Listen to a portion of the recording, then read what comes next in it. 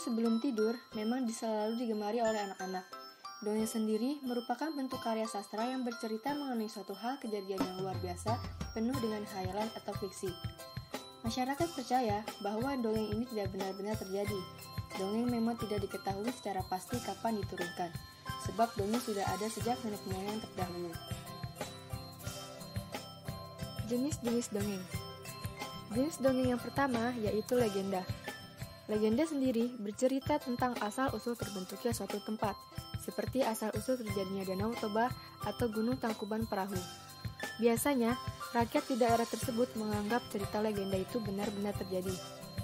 Sebagian juga berkeyakinan bahwa tempat kejadian yang dikisahkan dirasa sesuai, sehingga tempatnya dianggap suci dan sakral. Kemudian, cerita legenda itu akan diceritakan kembali turun-temurun hingga menjadi cerita yang sekarang ini kita ketahui. Yang kedua, mite atau mitos. Merupakan jenis dongeng yang berhubungan dengan makhluk halus seperti jin, setan, atau dewa-dewi serta dipercaya benar terjadi oleh yang menganutnya. Mitos muncul sebagai catatan kejadian sejarah yang terlalu dilebih-lebihkan. Dahulu, mitos ini menjadi jawaban bagi banyak pertanyaan manusia. Meskipun terdengar sangat tidak masuk akal oleh masyarakat modern, nyatanya masih ada beberapa kalangan yang percaya terhadap jenis dongeng tersebut. Adapun mitos yang sangat terkenal hingga saat ini seperti Dewi Sri, Nyi Roro Kidul, dan masih banyak lainnya. Yang ketiga, fabel. Fabel merupakan cerita tentang kehidupan binatang yang mempunyai kehidupan seperti manusia sehingga seperti nyata. Bahkan, di dalam fabel juga ada konflik antara hewan yang menjadi tokoh utama dengan hewan lain yang ada di dalam cerita. Fabel menjadi jenis dongeng yang sangat digemari oleh anak-anak. Alasannya tidak lain karena menampilkan binatang sebagai tokoh utama. Tentunya membuat anak lebih tertarik dengan jalan cerita fabel. Adapun yang termasuk fabel yaitu kancil dan buaya, semut dan belalang. Yang keempat, parabel. Parabel merupakan jenis dongeng yang kisah ceritanya mengandung nilai-nilai pendidikan, baik pendidikan moral, agama, atau nilai pendidikan lainnya yang disampaikan secara tersirat. Contoh parabel yang terkenal adalah Malin Kundang dan Kabayan. Yang kelima, sage. Sage menjadi salah satu dari beberapa jenis dongeng yang tak kalah populer. Sage sendiri adalah cerita lama yang berhubungan dengan sejarah yang menceritakan keberanian, kepahlawanan, kesaktian, dan keajaiban seseorang. Cerita sage diceritakan dari mulut ke mulut secara turun-temurun. Namun, biasanya cerita sage akan mendapatkan alur cerita yang bersifat khayal. Adapun contoh dari cerita sage seperti Roro Jonggrang dan lain sebagainya. Yang terakhir, dongeng jenaka. Dongeng jenaka merupakan bagian cerita rakyat yang berunsur jenaka atau lucu sehingga dapat membangkitkan tawa. Dongeng jenaka termasuk ke dalam salah satu jenis karya sastra yang berupa kisah fiktif atau khayalan yang lebih mengutamakan unsur komedi atau kelucuan. Biasanya, dongeng jenaka mengangkat kisah tokoh-tokoh cerdik seperti Abu Nawas, atau tokoh yang tidak terlalu pintar, lucu, dan malas. Meski demikian, dongeng jenaka memiliki pesan moral yang dapat diambil hikmahnya, dan di akhir cerita akan dipertegas dengan menjelaskan sikap tokoh yang patut ditiru maupun yang tidak patut ditiru. Hikayat adalah salah satu bentuk karya sastra, terutama dalam bahasa Melayu yang berisikan tentang kisah, cerita, dan dongeng. Umumnya mengisahkan tentang kehebatan maupun kepahlawanan seseorang, lengkap dengan keanehan, kesaktian, serta mukjizat tokoh utamanya. Hikayat memiliki ciri-ciri sebagai berikut. Dalam ceritanya menggunakan bahasa Melayu klasik. Kemudian bercerita tentang kehidupan istana atau kerajaan, keluarga kerajaan, dan orang-orang yang memiliki kesaktian. Ada kata-kata arkaik yang digunakan dalam penyampaian cerita, seperti penggunaan syahdan, sebermula, titah, dan sebagainya. Lalu berisi cerita rekaan yang tidak masuk akal atau fantasi. Dan tidak adanya keterangan siapa pujangga yang mengarang naskah atau anonim. Kemudian ada beberapa contoh hikayat. Yang pertama, hikayat Hang Tuah. Hikayat Hang Tuah adalah sebuah karya sastra Melayu yang termasyhur dan mengisahkan Hang Tuah. Dalam zaman kemakmuran Kesultanan Malaka, Hang Tuah adalah seorang laksamana yang amat termasyhur. Ia berasal dari kalangan rendah dan dilahirkan dalam sebuah gubuk reot. Tapi karena keberaniannya, ia amat dikasihi dan akhirnya pangkatnya semakin naik. Maka jadilah ia seorang duta dan mewakili negaranya dalam segala hal. Kemudian yang kedua ada Hikayat Sri Rama. Hikayat Sri Rama termasuk dalam kelompok cerita saduran Ramayana ke dalam bahasa Melayu. Hikayat ini berkisah tentang Sri Rama yang berusaha merebut kembali istrinya, Sita Dewi, yang diculik oleh Rawana. Dan yang ketiga adalah Hikayat 1001 Malam. 1001 Malam adalah sastra epik dari Timur Tengah yang lahir pada abad pertengahan. Kumpulan cerita ini mengisahkan tentang seorang ratu Wangsa Sasan, yaitu Syahrazad, yang menceritakan rangkaian kisah-kisah yang menarik kepada suaminya, Raja Syahriar, untuk menunda hukuman mati atas dirinya. Kisah-kisah ini diceritakannya selama 1001 malam.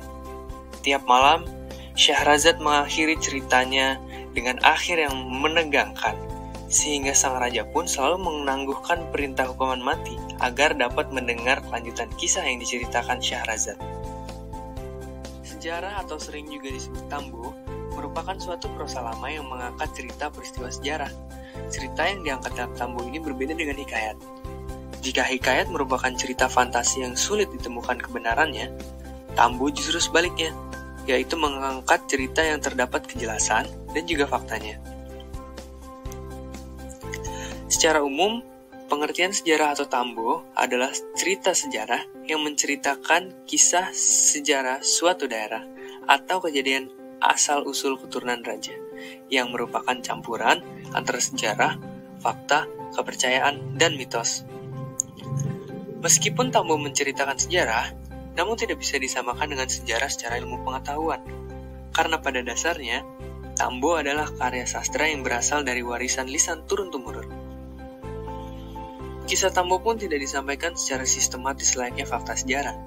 Tambo juga pada umumnya merupakan hasil saduran di mana pengarang tidak menyebutkan sumbernya sehingga terlihat seperti karya aslinya. Sehingga tambo lebih cocok dipandang sebagai karya sastra yang dapat diambil hikmah dan pelajarannya.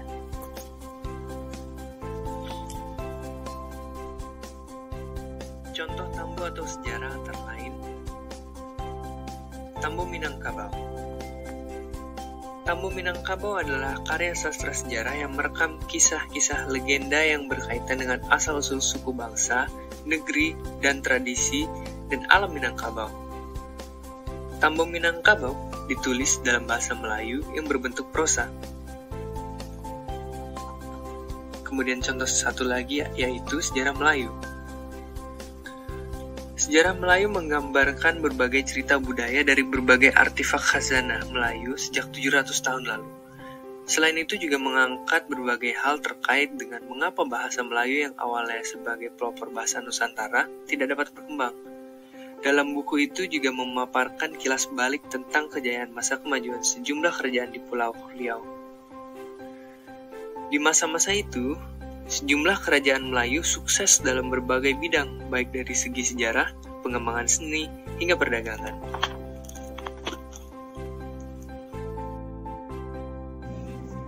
Epos, yaitu cerita pahlawan, menceritakan pahlawan ideal yang menjadi cermin bagi suatu bangsa. Ciri-cirinya: 1. Bahan ceritanya diambilkan dari riwayat dahulu kala, melukiskan kehidupan orang terkenal yang banyak jasanya dan masyhur, serta berperan penting bagi sejarah zaman dahulu. 2. Bukan merupakan dongeng berkala, karena juga menguraikan suatu kejadian kebangsaan. Ceritanya dapat diyakini kebenaran, walaupun soal sejarahnya tidak begitu teliti dinyatakan. 3. Biasanya ditulis dalam bentuk puisi dengan bahasa yang gagah. Macam-macam epos beserta contohnya. Epos dibagi menjadi dua jenis. 1.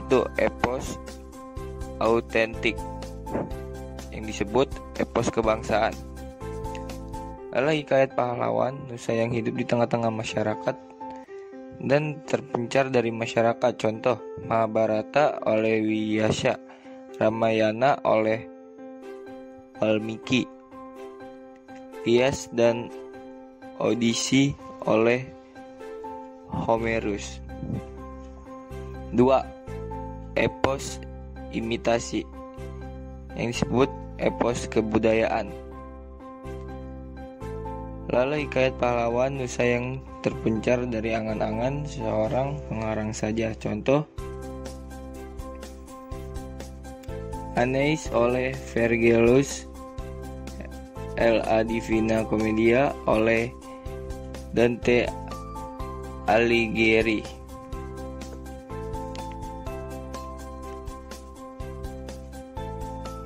Cerita Pelipur Lara. Cerita Pelipur Lara merupakan cerita yang mengisahkan putra-putri raja yang gagah dan cantik. Cerita Pelipur Lara biasanya dibawakan oleh tukang cerita yang disebut penglipur lara atau tukang kentrung. Contohnya, Hikayat Si Miskin, Hikayat Umbat Muda. Selanjutnya ada prosa baru.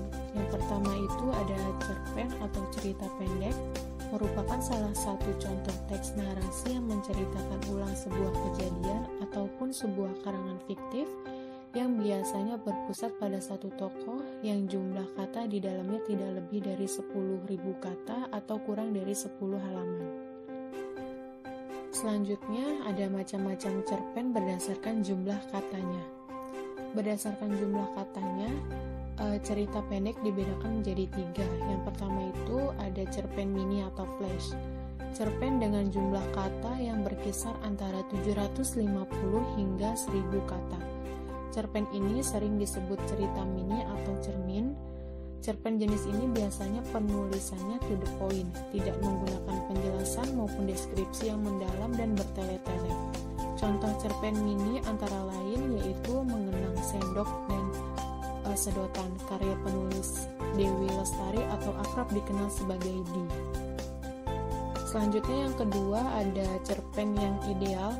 Cerpen dengan jumlah kata yang berkisaran antara 3.000 hingga 4.000 kata. Cerpen ini sesuai namanya merupakan gambaran cerita pendek yang ideal, baik dari segi banyaknya kata serta bahasa dan isinya. Cerpen ideal memiliki bahasa yang mudah dipahami, sehingga diibaratkan jika cerpen ini dapat dibaca dalam 1 kali duduk atau kurang dari 1 jam, serta isinya tidak mudah terlupakan oleh pembacanya. Salah satu contoh cerpen ideal adalah cerpen My Last Love, karya Agnes Davonar. Kemudian yang ketiga ada cerpen panjang. Cerpen dengan jumlah kata yang mencapai 10.000 kata. Dalam beberapa definisi, cerpen panjang dibatasi dengan jumlah kata sebanyak 10.000 kata atau sekitar 8 hingga 10 halaman. Namun pada nyatanya cerpen jenis ini banyak ditulis hingga melebihi 10.000 kata. Contoh cerpennya yaitu Lelaki Tua dan Laut, karya Ernest Hemingway. Yang kedua ada novel. Novel merupakan karya sastra yang berbentuk cerita rekaan dalam bentuk karangan panjang yang mengisahkan hidup seseorang yang dianggap berkesan. Adapun jenis-jenis novel berdasarkan genre.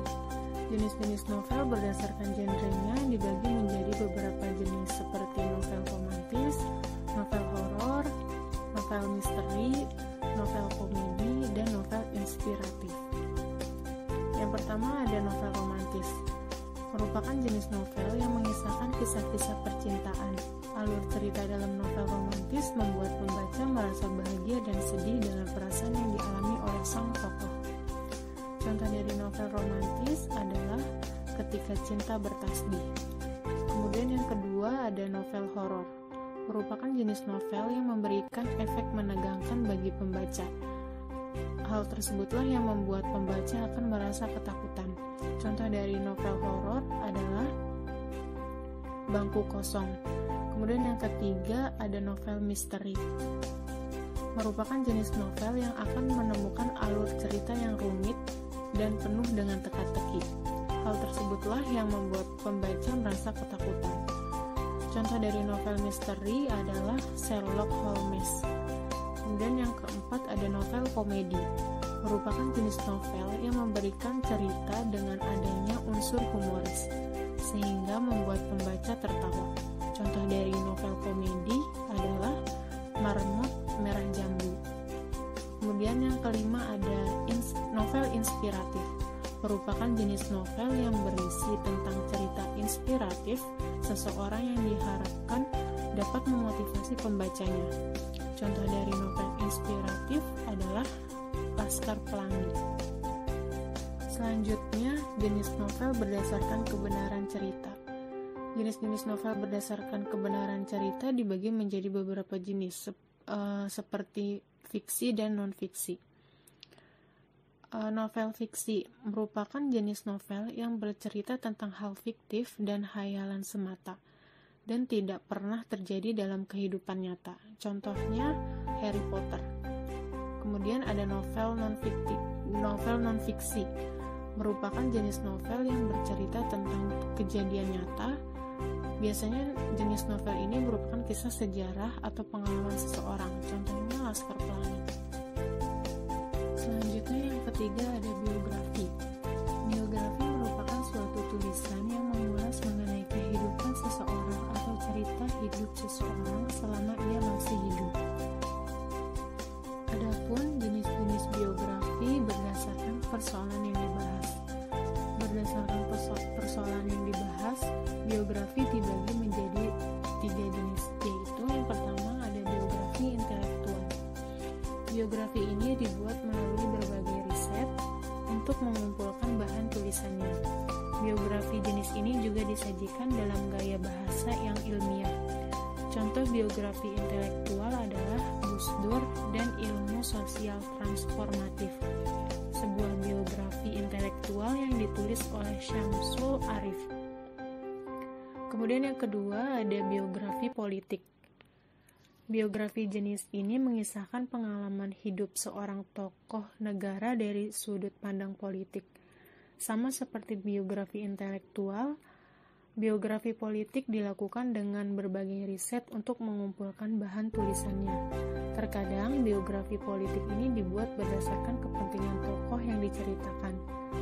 Contoh biografi politik adalah biografi politik Muhammad Hatta yang ditulis oleh Deliar Noer. Kemudian yang ketiga ada biografi jurnalistik. Biografi jenis ini umumnya ditulis berdasarkan hasil wawancara dengan tokoh yang akan ditulis, atau tokoh-tokoh yang menjadi informan bahan pendukung teks tersebut.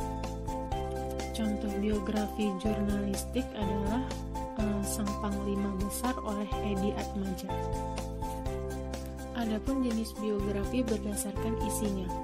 Berdasarkan isinya, teks biografi dibagi menjadi 2 jenis, yaitu biografi perjalanan hidup. Bila dalam teks biografi dikisahkan perjalanan hidup atau bagian-bagian perjalanan hidup yang berkesan mengenai tokoh tersebut. Kemudian ada biografi karir. Bila dalam teks biografi hanya membahas perjalanan karir tokoh tersebut hingga mencapai sukses. Kisah. Ini adalah kisah tentang perjalanan atau pelayaran seseorang dari suatu tempat ke tempat lain. Contohnya, kisah perjalanan Abdullah ke Kelantan. Kisah Abdullah ke Jeddah. Autobiografi. Biografi atau autobiografi merupakan prosa baru yang juga sering dibukukan. Biografi menceritakan riwayat hidup dari sang pengarang sendiri. Sedangkan autobiografi merupakan riwayat sang tokoh yang ditulis oleh orang lain. Ceritanya berdasarkan fakta dan kronologi hidup hingga wafatnya sang tokoh. Biasanya di dalamnya disertakan pula prestasi, keterpurukan yang dihadapi. Tujuan utamanya adalah sebagai kenangan dan motivasi bagi pembaca. Konflik, contohnya Habibie dan Ainun.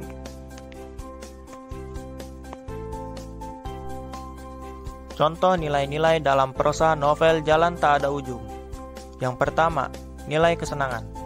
Nilai kesenangan ini diperoleh dari mengimajinasikan peristiwa di dalam cerita pada novel yang dibaca.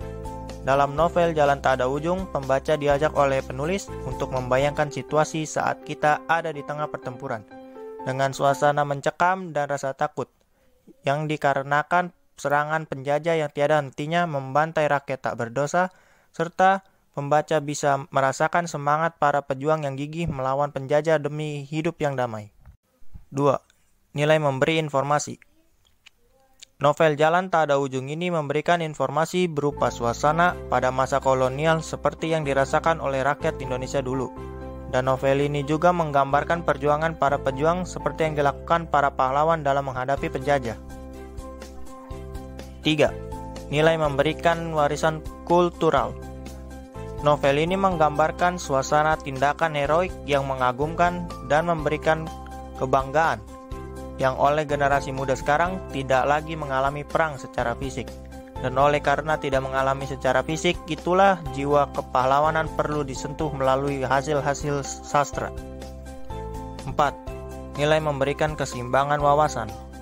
Novel Jalan Tak Ada Ujung yang memberikan persepsi semua teman itu baik, setia, dan dapat dipercaya. Padahal dalam kehidupan nyata, kita tidak boleh percaya 100%, karena bisa saja dia akan mengkhianati kita. Dari banyak memperoleh pengalaman sastra, keseimbangan wawasan kita akan terbentuk, terutama dalam menghadapi kenyataan-kenyataan di luar diri kita. Puisi terbagi menjadi dua, yaitu puisi lama dan puisi baru. Puisi lama adalah puisi yang penulisannya masih terikat oleh aturan tertentu. Salah satu contoh puisi lama adalah Gurindam. Gurindam adalah jenis puisi lama yang setiap baitnya terdiri dari 2 baris. Pada dasarnya Gurindam sangat mirip dengan pantun, hanya saja Gurindam tidak memiliki sampiran. Gurindam memiliki persajakan yang sama di akhir. 2 baris tersebut merupakan hubungan sebab dan akibat.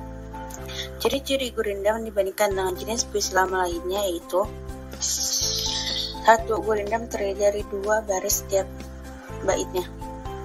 2. Tiap baris memiliki jumlah kata sekitar 10-14 kata. 3. Tiap baris memiliki hubungan sebab dan akibat. 4. Isi atau maksud dari Gurindam ada pada baris kedua. Kelima, isi Gurindam biasanya berupa nasihat-nasihat, filosofi hidup, atau kata-kata mutiara. Contoh Gurindam yang terkenal itu Gurindam Ali Haji. Berikut akan ditampilkan video penampilan pembacaan Gurindam.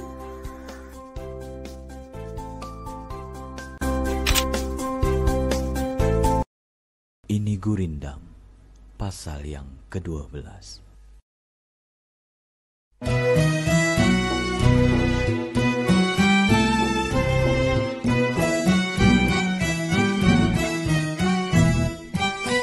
Raja Mufaka dengan mengeri, seperti kebun berpagar duri, betul hati kepada raja, tanda jadi sebarang kerja, hukum adil atas rakyat, tanda raja beroleh hidayah, kasihkan orang yang berilmu, tanda rahmat atas dirimu, hormat akan orang yang pandai, tanda mengenal kasih dan cintai, ingat akan dirinya mati, itulah asal berbuat bakti. Akhirat itu terlalu nyata kepada hati yang tidak buta.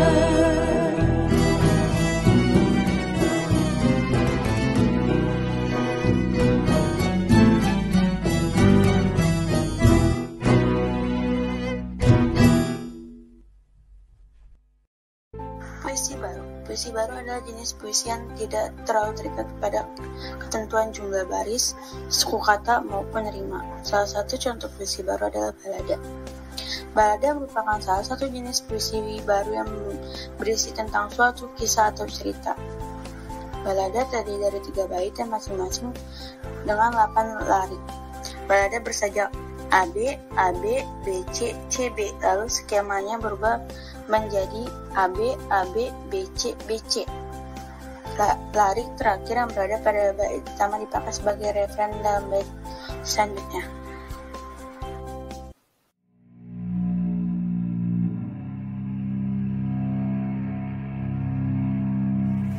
balada terbunuhnya Admokarpo.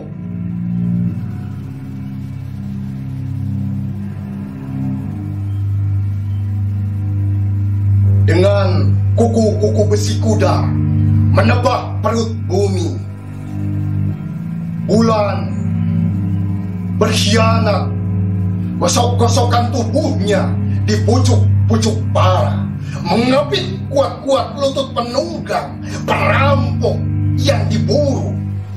Surai, bau keringat basah, jenawi pun telanjang.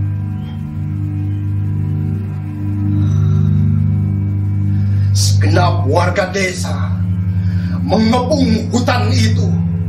Dalam satu pusaran ulang balik, Admokarpo mengetuki bulan betina dan nasibnya yang malang.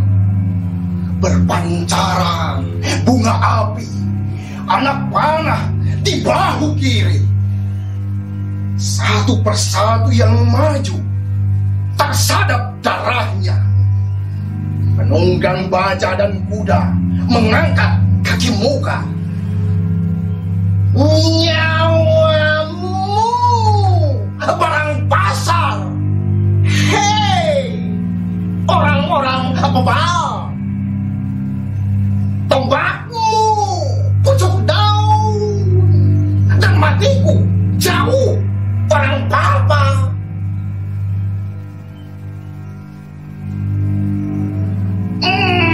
Majulah, Joko Pandang. Di mana ia? Majulah ia. Karena padanya seorang kukandung dosa. Anak panah 4 arah, musuh 3 silang. Joko Pandan menegak, luka 7 liang. Joko Pandan, di mana ya? Hanya padanya seorang kukandung dosa. Bedah perutnya, tapi masih setan ia. Menggertak kuda di tiap angin, menungging kepala. Joko Pandan, di mana ia? Hanya padanya seorang kukandung dosa. Berberita ringgi kuda, muncullah Joko Pandan.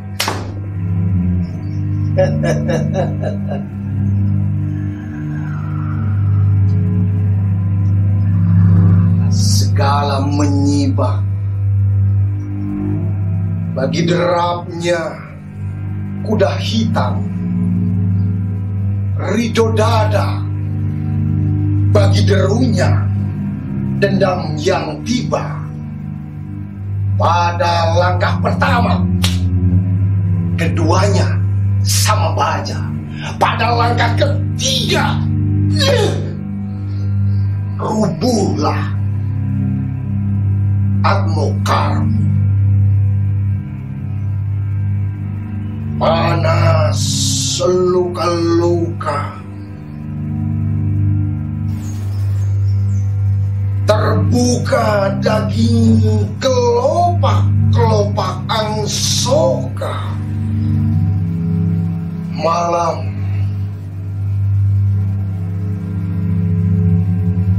bagai kedok, hutan bopeng oleh luka. Pesta bulan, sorak-sorai, agur darah. Joko Pandan menegak, menjilat darah di pedang. Ia telah membunuh bapak.